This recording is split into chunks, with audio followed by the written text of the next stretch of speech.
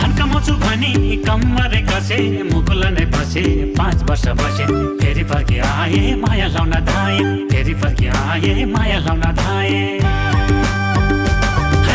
धन्कमाउँछु भनी कम्मरे कसे मुकुल नै बसे 5 वर्ष बसे फेरि फर्की आए माया लाउन धाए फेरि फर्की आए माया लाउन धाए